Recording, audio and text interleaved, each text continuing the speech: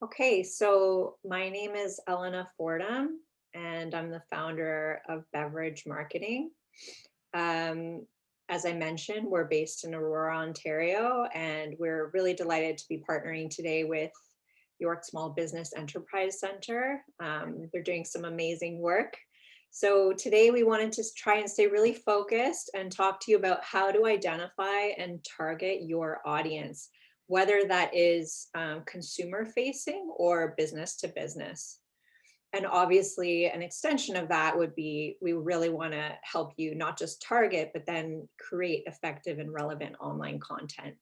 And we actually have a couple more sessions coming up where we specifically talk about how to create content that is engaging and builds trust with your audience. Okay, so this is our team, well, our core team. The beauty of beverage marketing is, obviously we work with business to business and we work with consumers, consumer facing brands, but our goal is really to help build a customer-centric solution for profitable growth. So everything we do when it comes to living and breathing your brand is to help you really live and breathe your message, stand out from your competition. And we really take a holistic approach to what you do. So we really look at, and you'll see, we take a lot of time to really understand the marketplace, your competitors, and come up with messaging that really separates you from the pack. So again, my name's Elena Fordham. I'm the founder and principal. My background is I have 15 years in marketing, public relations, and event management. My focus in the last 5 years since launching beverage marketing is to work with small to medium-sized enterprises across York Region and the GTA.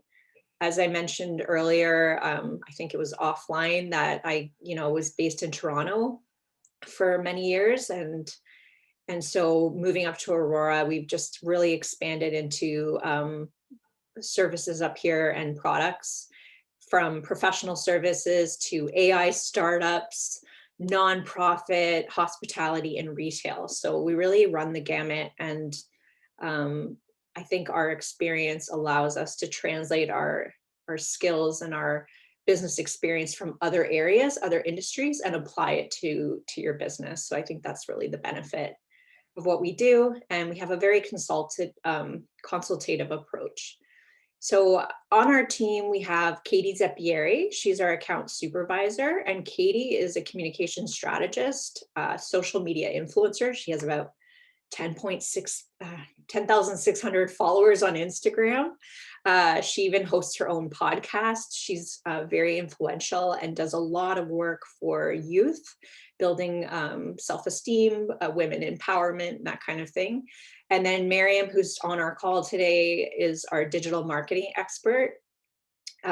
We collaborate often with beverage marketing and digital marketing experts, as you'll see on all the webinars we do, because we really complement each other's skills. Miriam's an amazing digital marketer, programmer, and website guru. So she's a local speaker on the chamber circuit, and you probably recognize her as one of the faces in our community.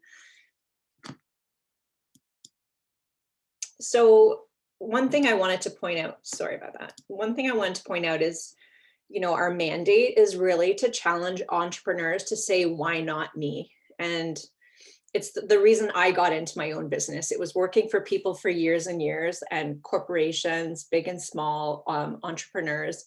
And then one day saying like, I can do this, why not me?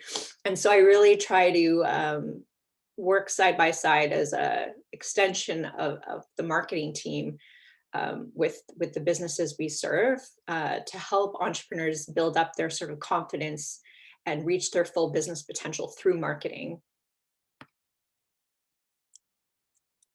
So today we're going to learn, obviously, how to identify and target your audience. And we've broken it down into 5 main steps for today. So the first thing is, how do you go about performing market research? Number 2 will be identifying your target markets. and by extension, your target audiences.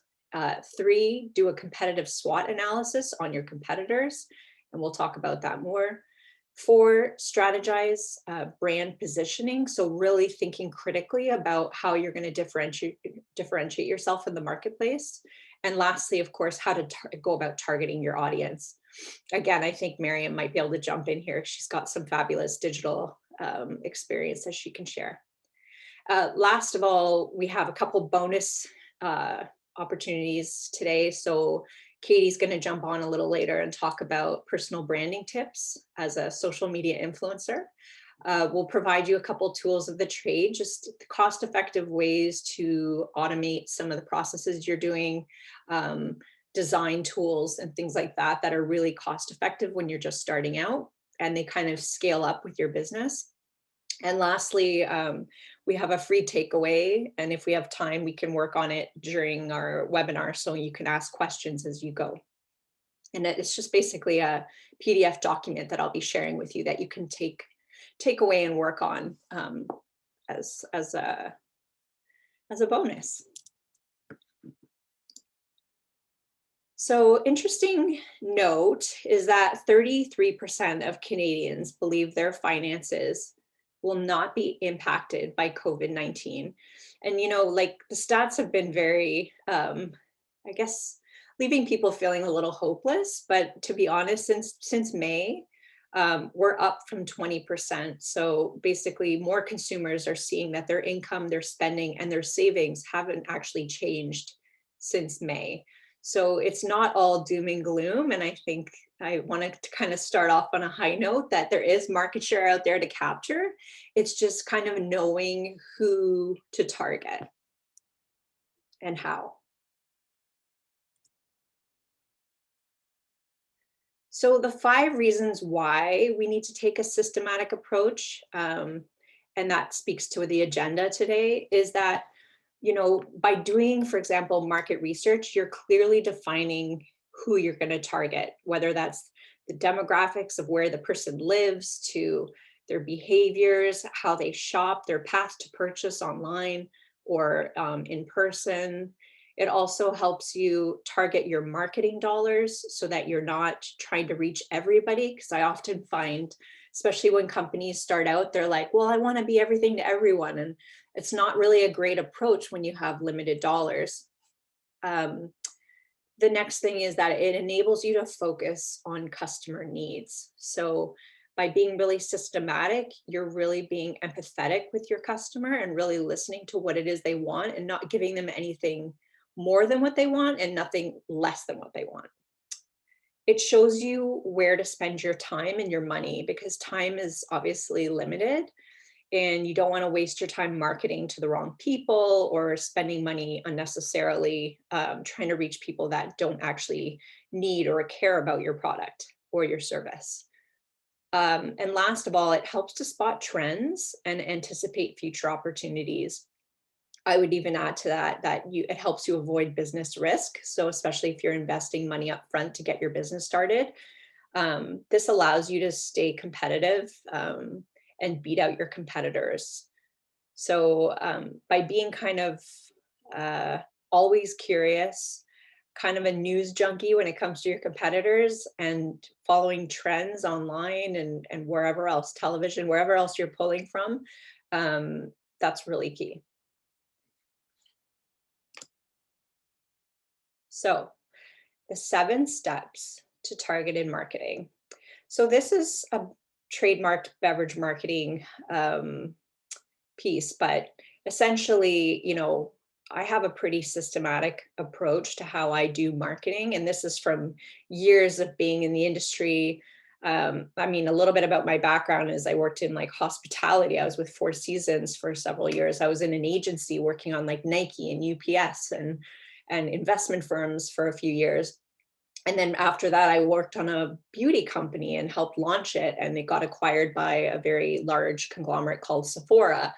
And then I went on to a market research firm and worked in consumer packaged goods, where I was selling like, you know, multi-million-dollar programs to like large, you know, like the Procter and Gamble and Unilevers of the world. So it's comes from like a little bit of science and a little bit of art. And really, I always start at the beginning, no matter what type of account I'm working on, and look at their market research. What data do they already have? And then what data do you still need? And how do we go about getting that data? Secondly, we really get down and dirty and start to look at, okay, where are possible revenue streams? And then from there, once we decide what the core revenue streams might be, we have to go out to these target markets and again, do more research, ask questions, do surveys, and talk to the consumer or the potential client and understand their pain points. Next, we do a competitive analysis. So we look at all your competitors, and ideally you pick like up to 7, I would say, otherwise it gets a bit overwhelming. Usually some industries, it can be as little as 3. So basically there you're looking at strengths, weaknesses, opportunities, and threats from the perspective of that competitor. And then we go into brand positioning, and that's where we're going to stop today, is just kind of like, what are your key messages? And then we'll talk about, okay, tactics, like how can we then target this audience? And I'll try to give you some case studies. So the first thing is, when you're doing your research, you're starting to think about your buyer personas. And that's just a really marketing speak term for, the profile, like almost like you could picture the person in your head, what they look like, how old they are, where they live, their gender, their interests, the barriers that they face, like to purchase. Looking, and if it's business to business, you're looking at their background and their job title. Are they an influencer, or are they actually a decision maker? So these are some of the kinds of things we look at, and it's called buyer personas. So this is the really technical breakdown. This is pretty standard across the marketing world, but you're looking at their geographics and whether or not you could serve them. So for example, a client I'm going to show to you later specifically focuses on York region and the GTA because they want to, pre-COVID and post-COVID, they want to be able to serve their clients in person. Demographics, so you're looking at like what industry they're in, what do they do for their job, and if they're a buyer, like really understanding their background. So like, do they have family? Do they have other pressures? Like, are they a sandwich caregiver, for example, where they're looking after their parents and their children, if that's a factor to their buying decisions. Psychographic just means like how they view, like their perception of the world. So their values, their culture, maybe it's to do with their religion or their ethnicity, their language, or what country, if they're a newcomer to Canada, or is it somebody you're targeting that's been in Canada for 5 generations. Those are things you might need to consider, and just how they live their life. Are they active, or are they sedentary, or those are the kinds of things you want to think about. And like their attitudes towards certain channels, for example, like do they prefer LinkedIn, or do they like to learn about new products through TV commercials, or through social media. Behavioral. So behavioral just means, their basic likes and dislikes, types of products they like, and that may be linked to what you sell. And also brand loyalty, like, are they considered someone who likes to try new products without ever having heard of them? Or are they the kind of person that needs a word of mouth referral before, or like a Google testimonial, or like 500 reviews on Google to convince them to buy your product? Please jump in if you have any questions as we go as well.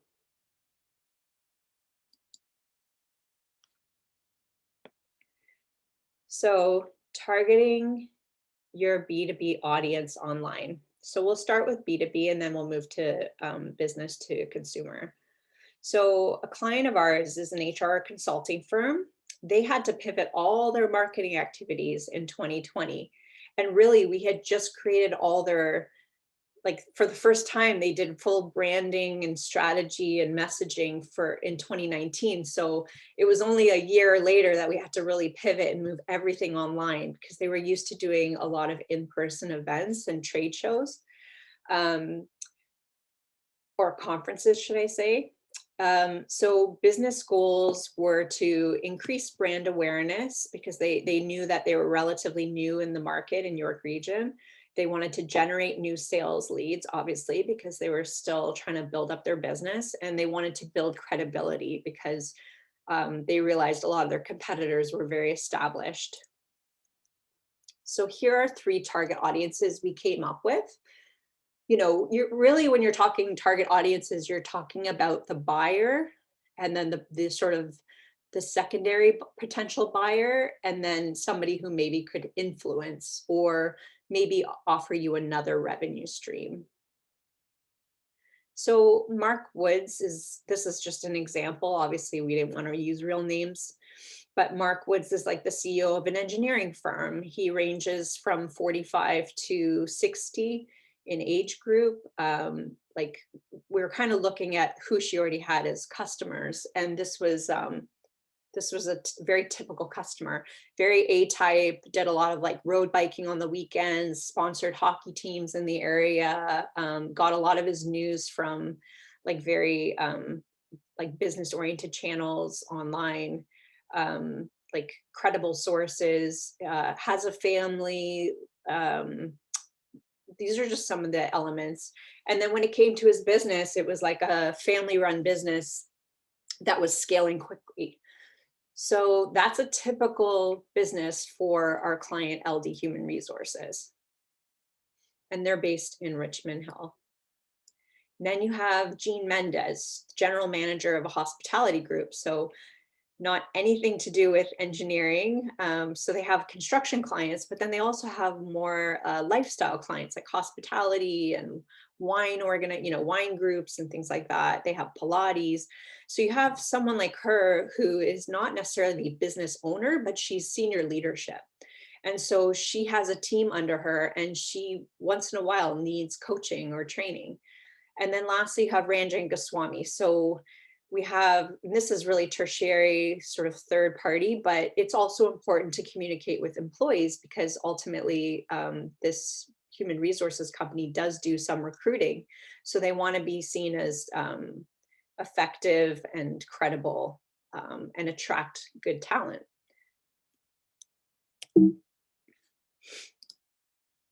So we performed a SWOT analysis of a local competitor, and I'm just giving you one example. Typically, you do this for every competitor, but you look at their strengths, their weaknesses, the opportunities for you to kind of outshine your competitor, and possible threats from your competitor.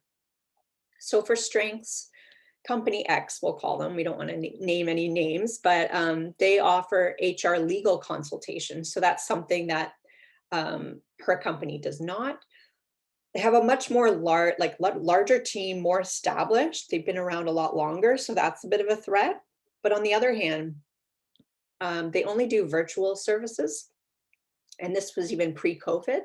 So, you know, it's kind of a standout that she's willing to do on demand in person, you know, once a week, can come to your office for 8 hours and be that HR voice for employees. They're not as agile, and as a company they can't pivot as quickly or react to the market as quickly and sort of change their service offerings because they are so big and have more of a bloated overhead.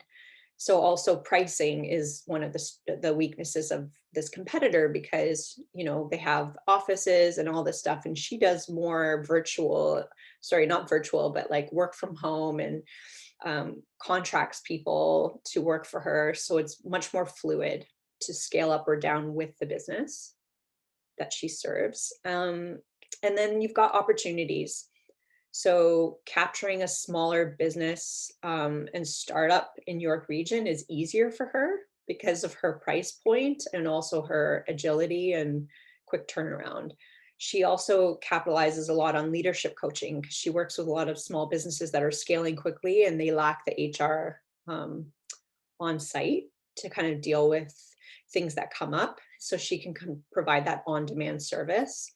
And so that's where also her packages are much more flexible. She's got offers retainers, projects, and packages, so she can meet every need. And lastly, threats. So, the biggest area is, slow response time from this competitor. They're not as agile as she is, but they do have like strong thought leadership, and the pricing is a bit high for many small businesses. So this is areas where, she can kind of shine. Questions so far?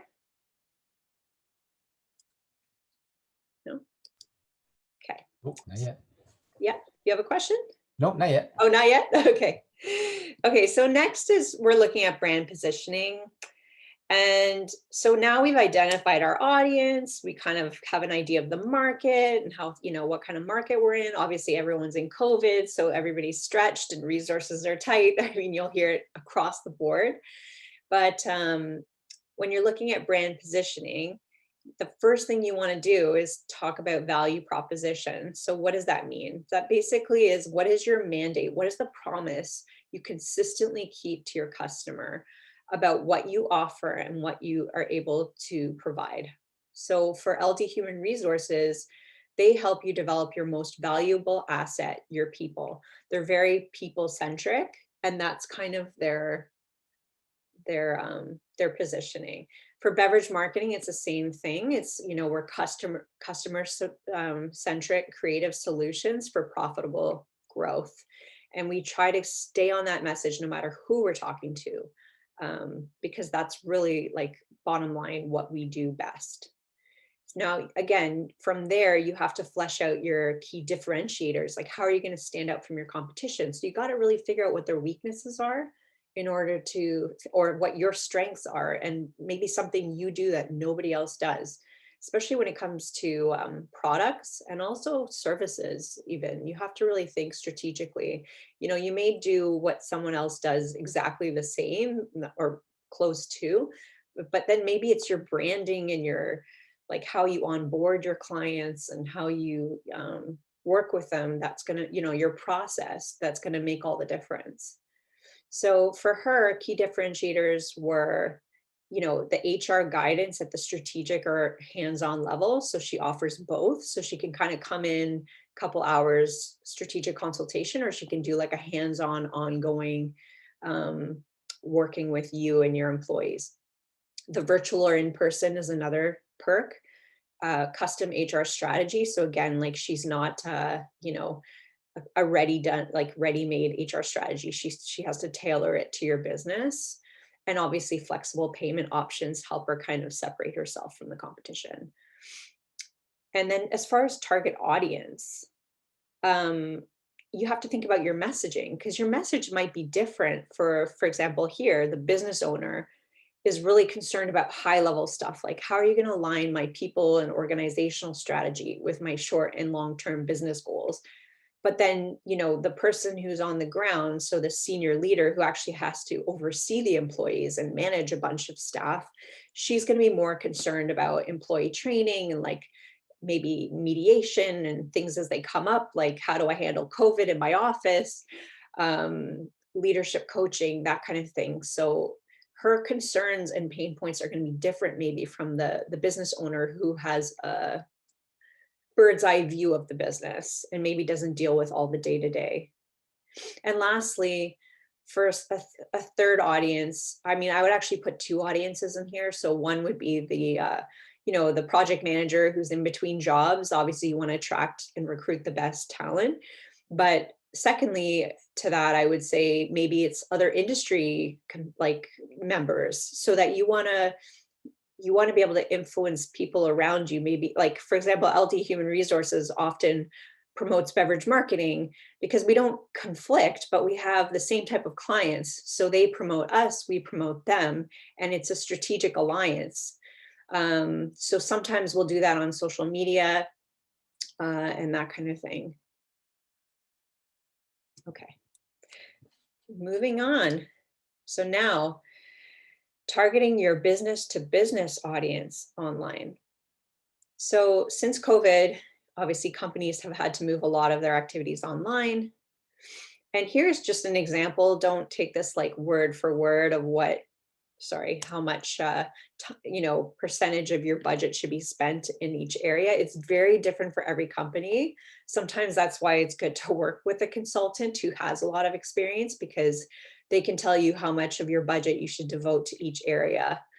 Um, so for example, this company coming up, um, they oh, I apologize. Oh yeah, so this is still the business to business audience. So LD Human Resources, this is roughly, like, it's not exact. I just kind of ballparked it. How much time and energy, and I'm not just talking money, but like resources and people we spend on all these elements. For social media posts, she has a coordinator in-house, and she uses beverage marketing to kind of help strategize what the social media strategy should be, checking the hashtags they're using and that kind of thing. Then in comes, Miriam doing paid digital ads on Facebook and Instagram to help promote a lot of the content that we create, whether it's webinars or, a new package we're offering. Webinars is actually a big part of business to business audience, because it kind of allows you to share content that lives online, can be seen and searched over and over. It uses a lot of your search keywords, and builds your SEO, but it also builds trust and credibility with your audience. That's probably the most important. It shows what you're capable of doing without giving the house away, essentially. Video content. So video is becoming more and more prominent, although, it depends on the brand or who they're trying to reach. I know with entrepreneurs, sometimes they're camera shy, so it's taken a little time, but I noticed, particularly this client, she's getting more and more comfortable with doing 1-minute videos on LinkedIn, and then hosting webinars every month, and just kind of coming out of her shell and just realizing, like, it's an important part of promoting your business is your brand, your personal brand. And the next is email marketing. Obviously, I think emails have doubled, if not tripled, in the last 6 months, worldwide. So people are getting more emails than they ever have, but they also have more time to open them than they ever have. So click-through rates are really good, like conversion, people opening and registering for webinars, for example, or reading your blog or signing up for something. All of that is through email marketing, and it's fairly cost effective, and a great way to kind of keep in touch with your customer, as long as you are segmenting well. I would preface that, because a lot of people draft emails and they blast it out to everyone they know. And some people get annoyed and unsubscribe because they're like, you're not targeting me, you're targeting, like, that's not my interest, or I already saw that webinar. I don't need you to send it to me again. You know what I mean? Um, blogs are great for search engine optimization, which essentially just helps you with your Google ranking or any search engine ranking, Bing, Yahoo. So basically, by writing blogs that have valuable content, you're able to reach your customer, uh, and still, and it lives on your site, and you can repurpose it and do PR around some of your stuff on thought leadership pages, particularly in business to business. For example, I have a AI client in insurance, and we found an insurance thought leadership page, which was specifically around new technology. And it's on LinkedIn, and they have 40,000 page views a month, and their newsletter gets 15,000 readers and a pretty high click rate, and it's very targeted, right? So again, it's like, oh, if I share that blog and this person curates it on their page, I'm going to get way more eyeballs on this blog that I put time and energy and money into. So yeah, that's definitely a tactic that's useful. Virtual conferences. So for business to business, like, most conferences have moved online this year, and predictably until summer. So they're actually way more affordable. Tickets are usually free, and it's a great way to get your name out there. And there's lots of usually opportunities to do pitches, or to have even a virtual booth now, to be part of panels. So it's just a matter of exploring it with the whoever runs the event, and see if, if you pitch it early enough, you might be able to get in even sometimes for free, depending on how what type of conference it is.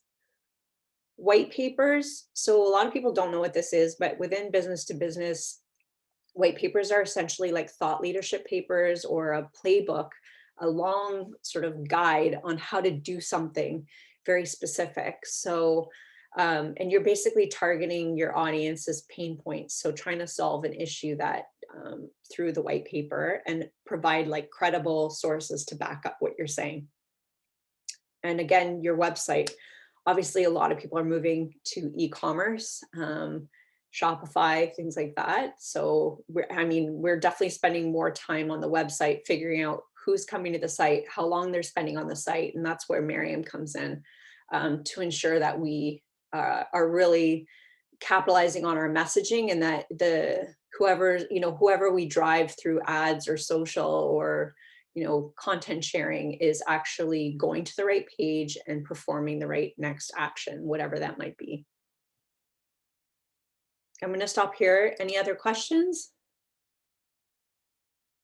No? So, oops, sorry.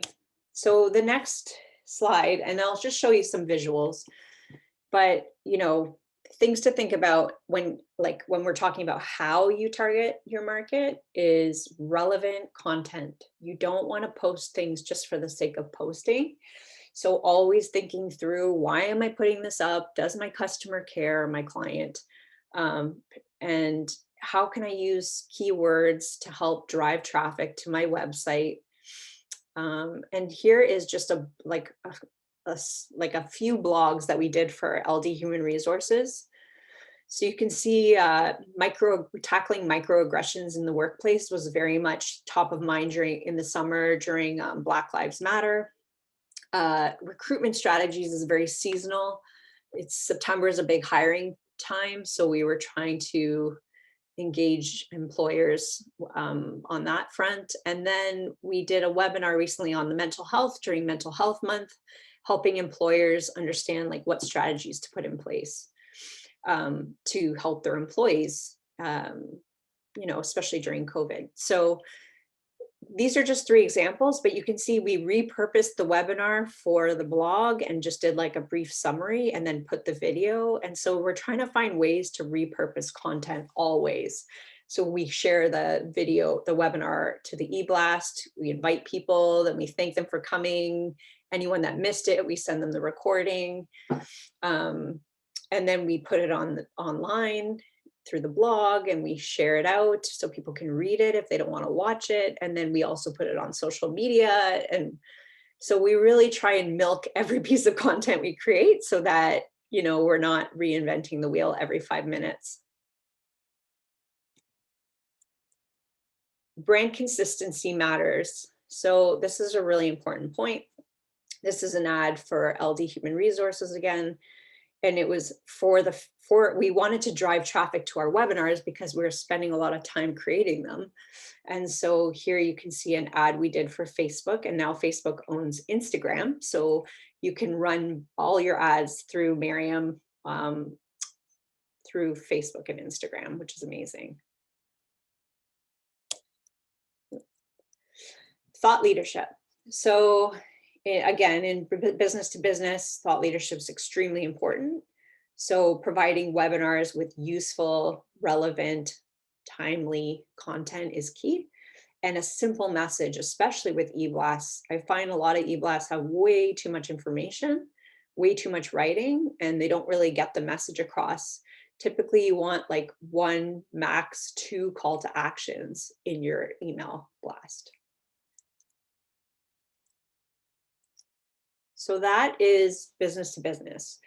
Next, we'll talk about targeting your business to consumer audience online, and another case study for you. So a local hospital foundation that we work with had to pivot its largest annual outdoor fundraising event into a self-directed virtual challenge amidst Ontario's lockdown. So we moved into stage 3, and they immediately had to pivot into something where it wasn't a live event, but they could still get people to get outside and or get on their treadmill and raise valuable funds for this hospital.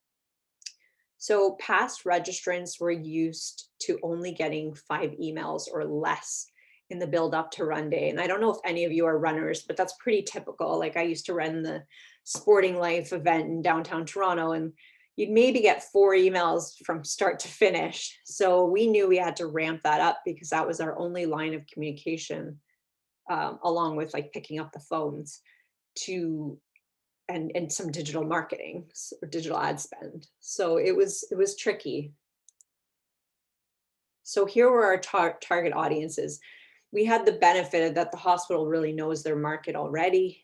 But some typical examples was like, John Darling, made up name, he's retired, he's a past donor, major fundraiser, former Ironman, like loves exercise. So this is right in his wheelhouse. Total A type. So he's our primary audience. He participates every year in the run. So we assume he's going to join again, but the one barrier might be technology. He's not the biggest fan of apps and trying new apps. So there was a little bit of resistance there. So we had to put in some backup plans to call people and walk them through downloading the app and using the app. We put in a lot of resources online to ensure people knew what their mission was and how to use the virtual mission app. Terry Wiley, so she's a mom of 2. She's a driven executive. She's tech savvy, so that's not an issue. She loves using like running apps.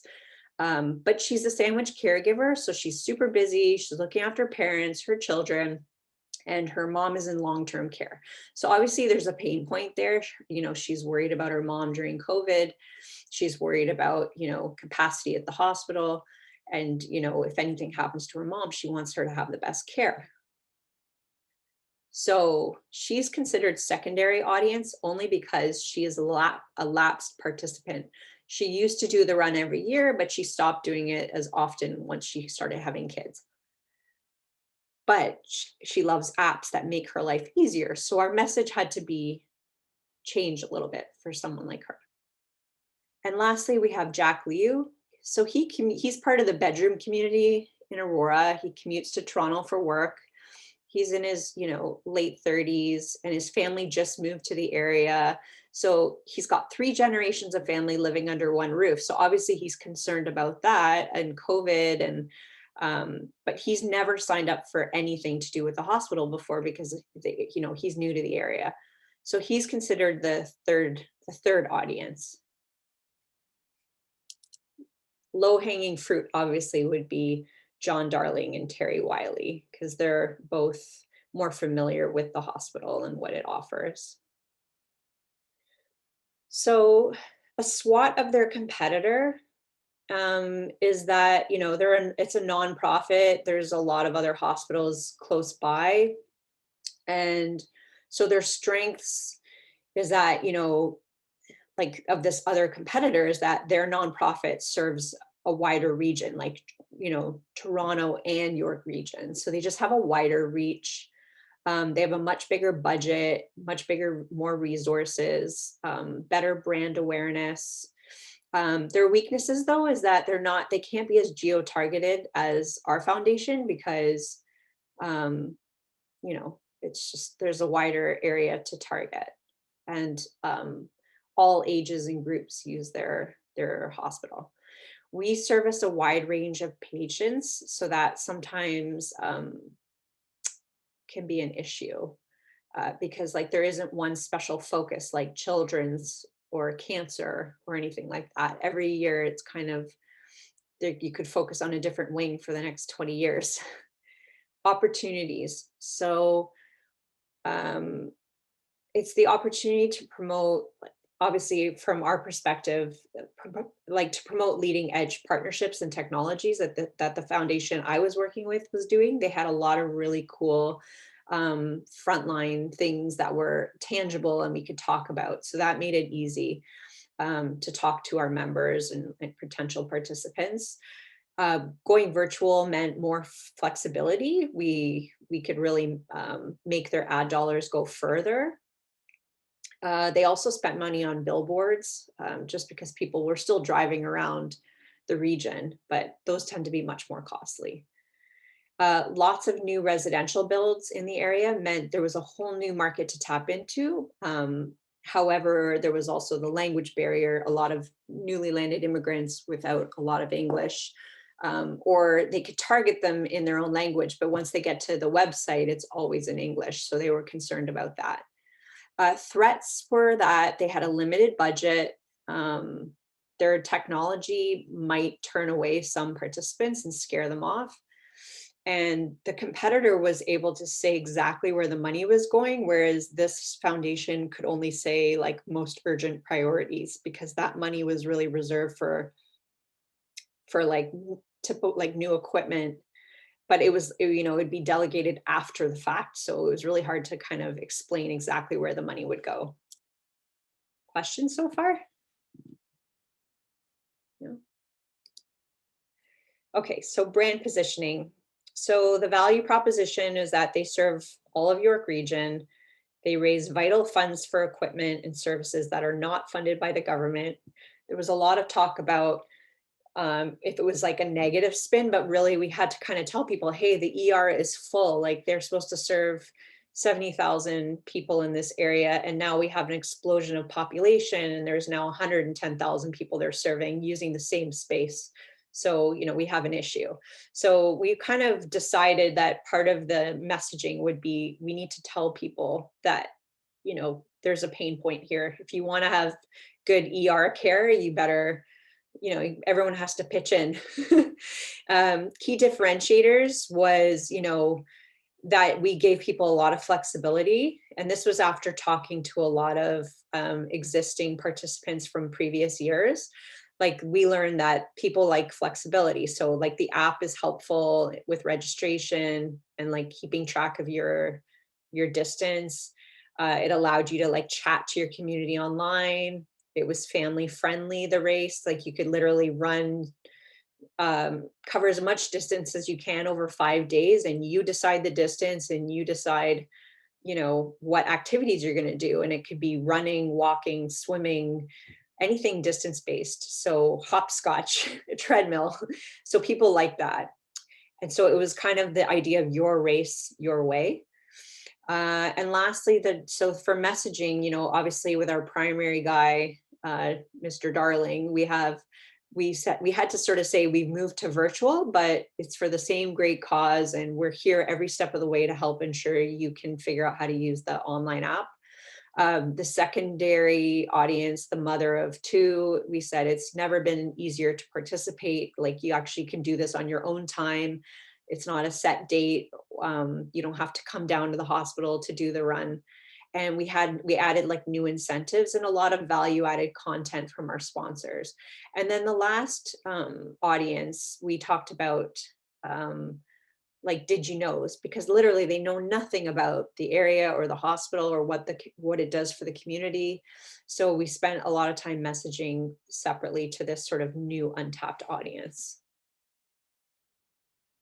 And we tried to reach them, I should say, outside of just Facebook and Instagram, because a lot of participants are men, and we found a lot of men don't necessarily go on Facebook, but they might be on YouTube watching a DIY video. So we tried to target as many people to register through YouTube as we could. It's also much more cost effective to advertise on YouTube and Facebook and Instagram. So this is just a quick breakdown of how like spending, an example of what we did.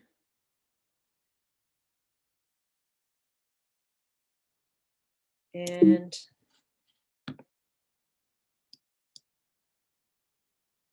here again, relevant content matters. So we worked with, good sponsors who had influencers on social media who could provide valuable content for the runners. So for example, like how to fuel your fitness with an awesome smoothie. And by the way, you're going to get that in your run kit. And so the content actually really helped with the opens on the emails, because we tried to treat the registrants of the race as consumers, like as if they're buying Nike shoes. It's like, what's in it for me? So to really tried to provide a lot of value added content where it kept them engaged along the way.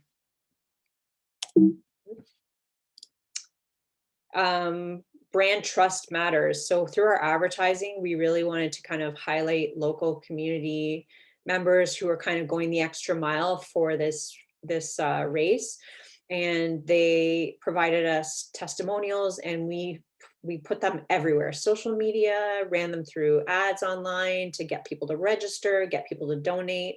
So we really had a very strategic campaign. Every 2 weeks we were switching up the ads so you wouldn't get the kind of people getting tired of seeing our ads online. And we went from, we did a couple weeks of registration, and then we kind of moved on to donate now, donate now, donate now.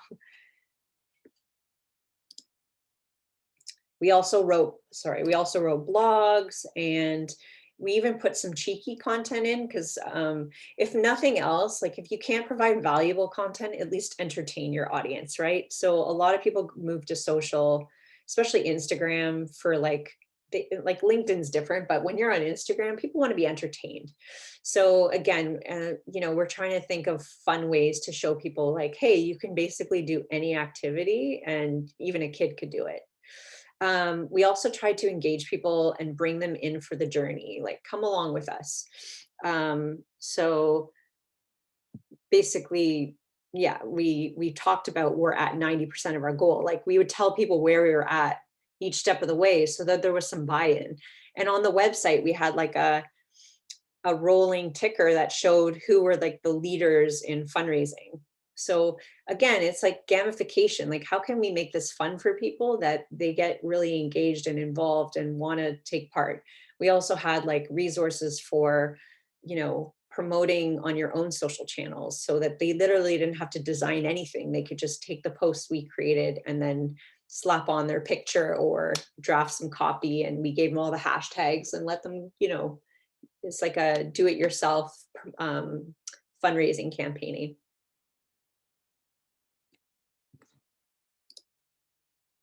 So we're moving on to personal branding, but I thought before we do that, we'll just quickly identify that branding, what it is the art and science of influencing perception about a product, service, or organization.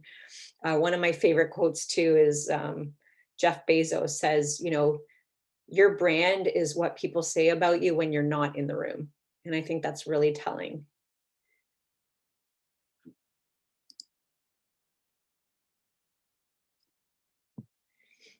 So Katie's going to join on right now and talk a little bit about, Katie's going to join right now and talk a little bit about social media. However, I did message her a touch late, so if she doesn't jump on right this second, that's okay. I'm here. Oh, you're here. Okay, perfect. Hi. I can't see you on my screen. There you are. Does anyone have any questions so far, by the way? I feel like I'm rushing through it. No? Okay. All right. So Katie, over to you. Hello. Okay, great. And okay, you're going to be controlling my slides, Elena, right? So yeah, you tell me when to click. Okay, fabulous. Well, thank you so much. I was able to hear what Elena was sharing along the way. And I just feel like this presentation is so helpful as we're building brands, and especially during a time like this, where things are changed in many ways. It's always great to have this refresh, whether you're just starting out or whether you were just looking for some additional encouragement. How to identify and target your audience is so important. And it's something that we as business owners need to keep coming back to. So to everybody who's here, I'm looking through the videos and I'm like, nobody's got their camera on. If you feel comfortable at any point to turn on your camera and say hi, we would really love that. I know, like in the virtual world, it's like you're just talking to a screen here. So especially during the Q&A part at the end, if you have any questions or just want to say hi, please don't be afraid to jump on the video as well. So my name's Katie, and I am really proud to be partnering with Beverage Marketing. And so I've been running my own marketing business over the past 5 years, and have just recently teamed up and joined Elena with Beverage. And I'm extremely excited about it because we're meshing together different skill sets and have big goals and dreams of what we want to do to build our marketing agency. And so in addition to that, I have been running a philanthropic program called Girl Talk Empowerment for 7 years. I was doing a lot of work in schools and running Canada's largest girl empowerment event called Girl Talk Day, which took place annually in Toronto, brought together 1,000 girls, motivational speakers, musical performers, the whole thing.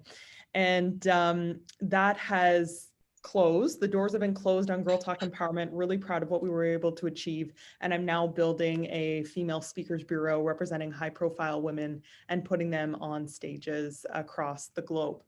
So that's a little bit about me. And one of the things that I wanted to speak to today for this conversation on target audience and building your brand is the idea of building a personal brand. Now, if you haven't heard of this idea before, or maybe you've heard about it, you're not sure what it really means, essentially it's building a brand around yourself.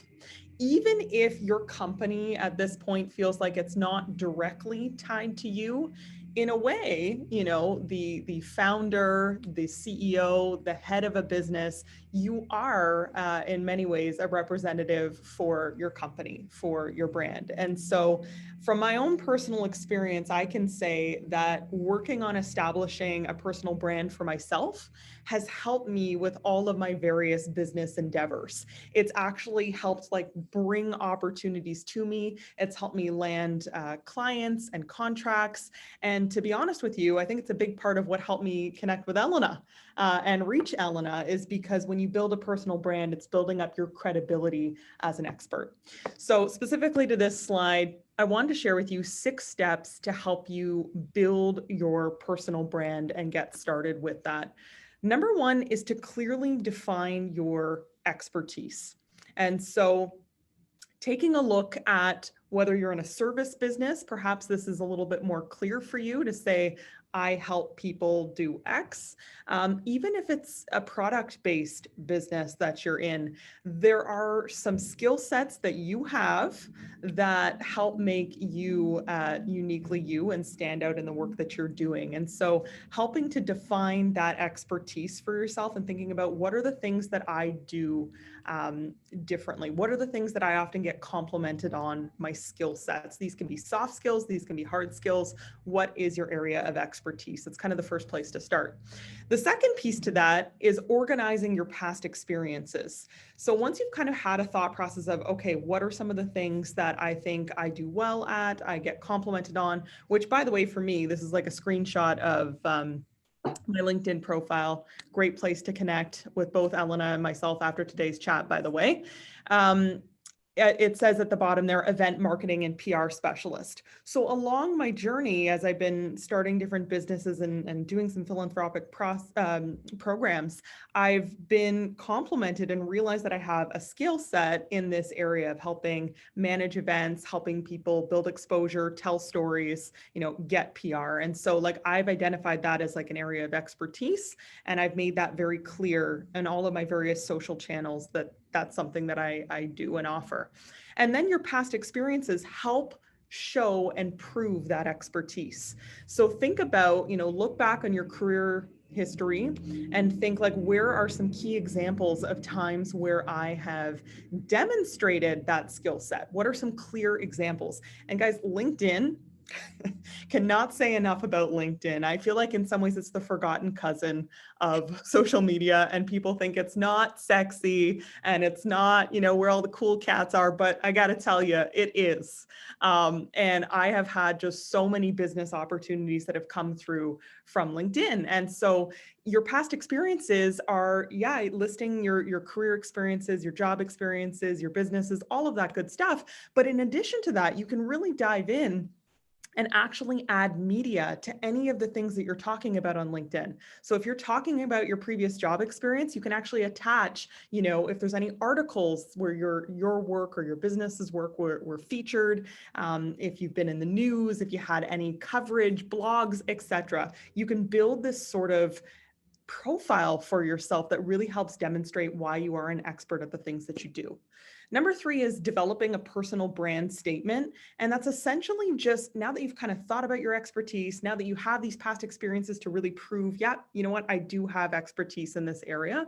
Your personal brand statement can be public. It can be something that you put out there. I help people do this. I help businesses achieve this, whatever it is that's kind of like your area of expertise that you're showcasing. But even if it's not public, it can be something that you're just aware of for yourself. What are the things that you help people do? What are some of the areas where you provide solutions? And that's helpful in terms of how you're going to craft your personal brand. And your personal brand is an extension of you. It's on your social media pages. It's in everything that you write, every interview that you do, every networking event that you go to, how you identify yourself and present yourself are all parts of that personal brand.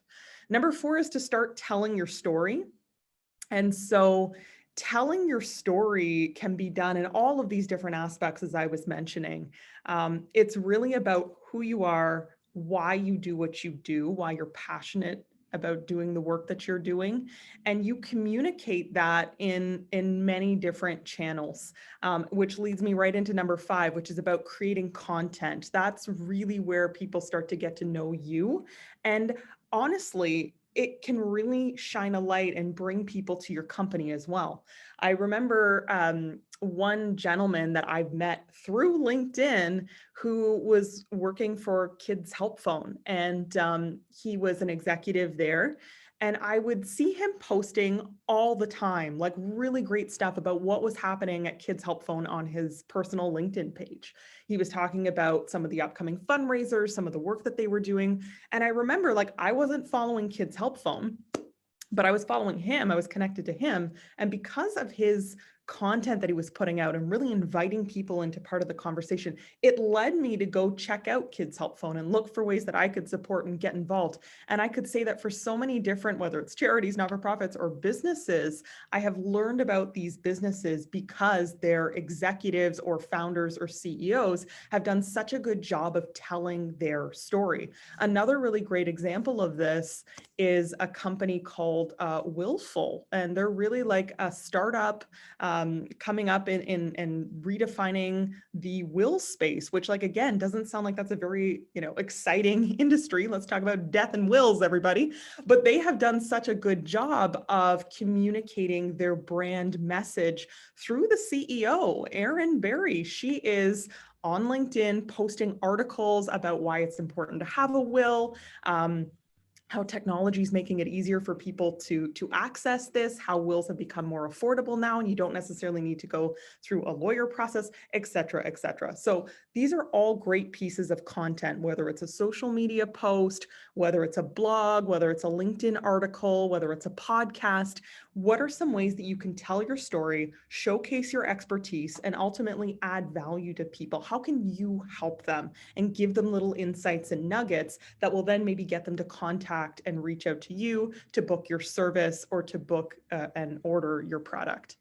And lastly, that's building your digital footprint. So essentially, every time that you are communicating through any of these various channels, you are building a footprint for yourself. When people search your name, which, by the way, they do, it's the first thing that I do when I meet somebody, even virtually, a networking event, or I hear a presenter speak, I'm Googling that person, I'm looking their name up on LinkedIn, I'm checking for their social media profiles. So you're building your digital footprint. What articles come up? What key words come up when you search this person's name?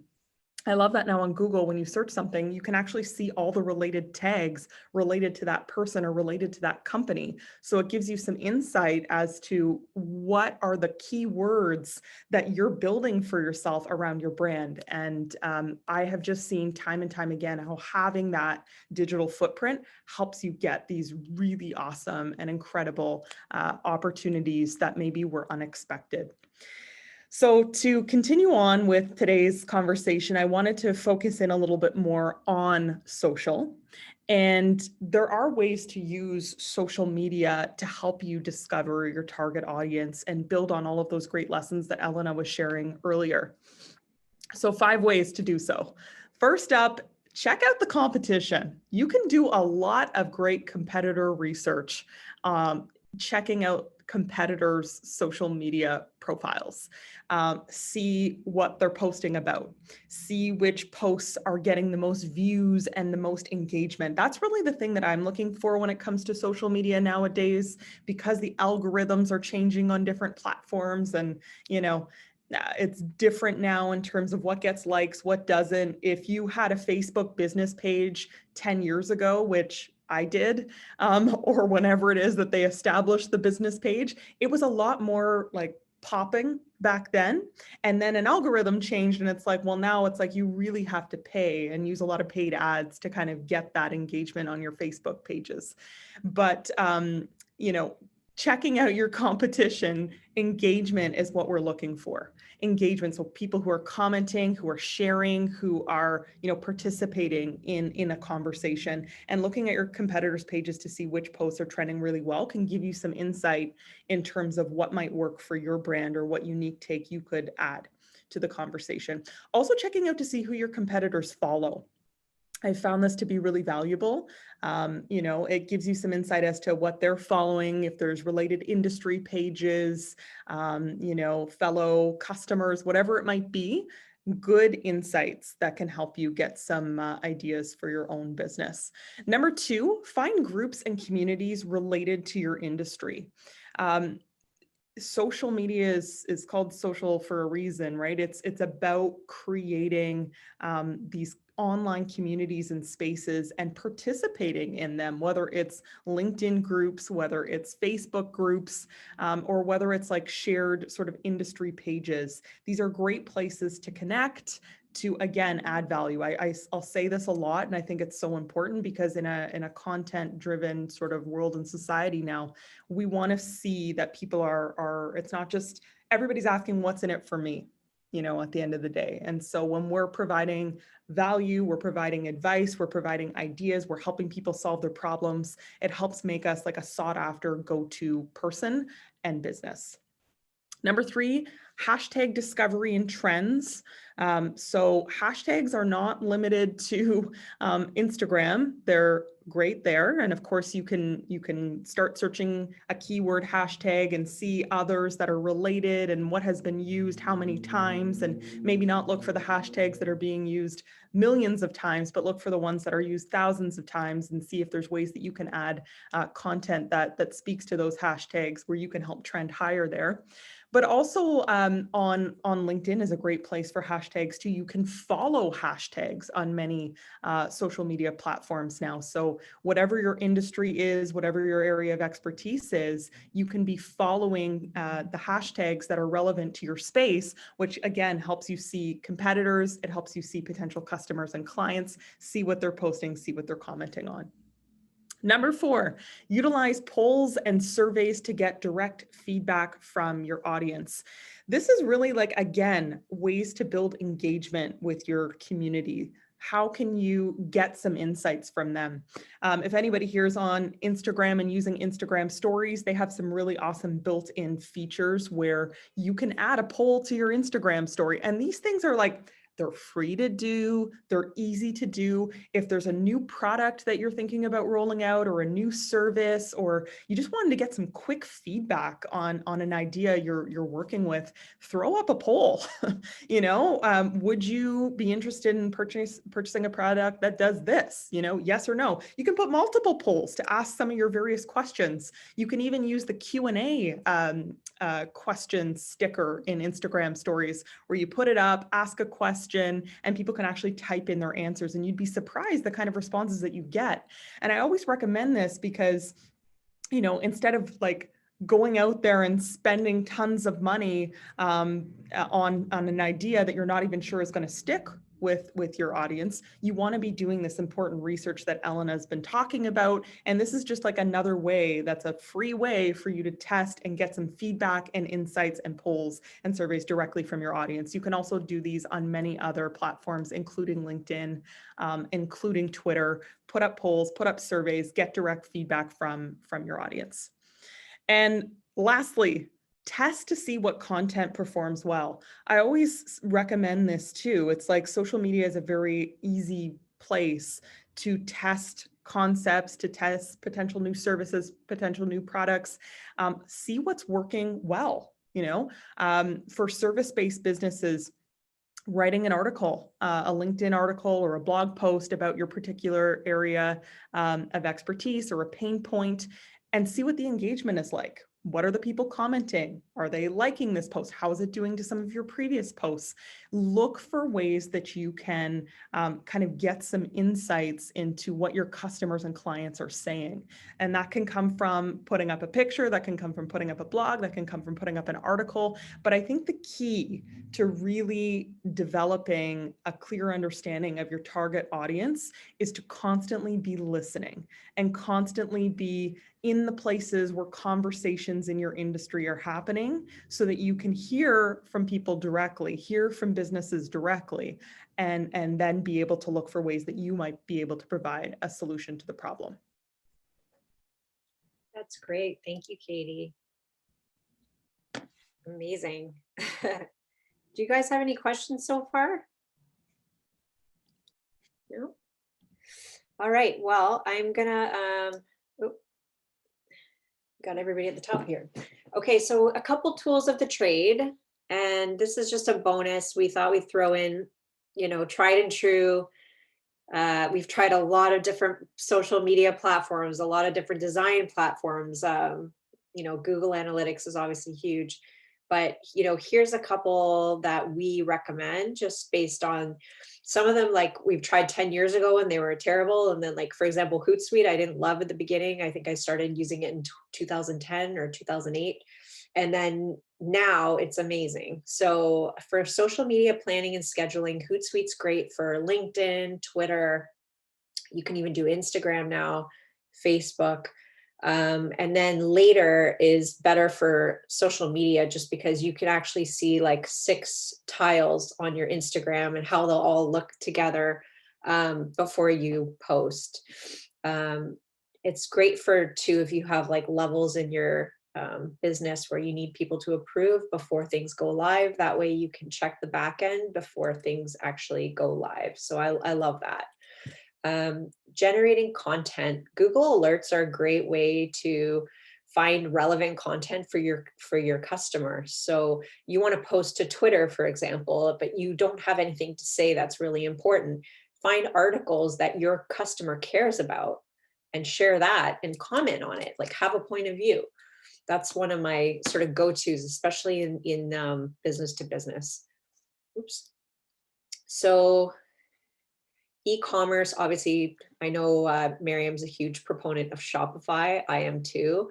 I've also done a lot of work with Amazon. I had a dog outerwear, basically like winter coats and sweaters for dogs company, and they were pretty big. They were sold at Marshall's, HomeSense. They just got into Costco. But what's interesting is, we tried Amazon and there's a lot of like hidden fees. I'm not saying it's bad, but it's just that you have to know what you're up against. So whether or not you store stuff in-house versus, you package and mail it out from your warehouse locally. There's pros and cons to both, but yeah, Amazon also marketing competes with Google. So like you have to pay for Amazon, but then you probably also have to do Google AdWords because Amazon relies on Google search to help people find their products. So there's just, it's good to, if you're thinking about things like this, to talk to a consultant who can advise you on maybe what the best route is, depending on what your goals are, save you a lot of expenses on the back end and like trial and error mistakes. For website design, obviously, if you really don't want to pay somebody else to do a website, I find Squarespace the most easy to use. It's kind of hard to mess up as a designer. But WordPress is much better, I think, for all the applications and plugins they offer. If you unsubscribe from Squarespace, you lose your site. Whereas WordPress, you can take that site and plug it into anything, and you own that platform. So those are some key differences. And again, somebody like Miriam would be very helpful on this. For webinars, I mean, I'm using Zoom today, love it. A less expensive option that I've been hearing a lot more about is AirMeet. Yeah, the pricing, you can't really go wrong, and it's really for hosting events online. For design, Canva is kind of a go-to for me now. For designing like social media posts, I did today's presentation on Canva and then moved it over to PowerPoint. It really depends what you're looking for, but Canva has a ton of stock images if you get a pro account. They allow you to resize images. So you design a post for Instagram and it'll resize it to Facebook and for LinkedIn, and you don't have to do anything. It just converts it, and then you can just play around a little bit with the layout and you're good to go. So I find Canva is an absolute necessity if you're starting your own business. Email marketing. So sending out those e-blasts. I like Constant Contact. It's a little pricier. MailChimp, I think, is free for the first 12,000 subscribers or like email database lists you send out. But I find Constant Contact has got really great segmentation. Once you upgrade to a paid account, you can really segment your audiences. You can track who's attended your webinars, and like anybody who registers for something, it can segment that audience and upload it directly to your database in Constant Contact. So really great templates, very easy to use. So again, you've got to kind of see like how many emails am I actually sending per month, but I think it's around $26 for a single use account. And that is it. We have I'm going to send around a core revenue streams sheet that you can, there's an example on it, and then there is a template for you to fill out, but basically it helps you to start thinking about where am I actually going to make the most money? Like, what's my bread and butter? What's my low-hanging fruit? Then who is the customer buying from me for that service or product? And start to break out your audiences that way and think about, okay, what would be my differentiators? So if you need a marketing communications team who knows digital ads, marketing strategy, public relations, communications, branding, event management, we are your go-to gals. And it's been a pleasure to speak with you guys today. Please do connect with us on social. It's a great way to kind of keep in contact. And if you have questions along the way, we're always happy to provide a bit of consultative advice. We like to help entrepreneurs and startups. That's kind of our jam. So yeah, we do offer a free consultation. So, 45 minutes, happy to talk through your strategy a little bit, and you can book it with us. And now I will stop sharing my screen and stop recording, and I will upload this document into the chat so that you can have this Word document to take home and work on. Sorry. Any questions?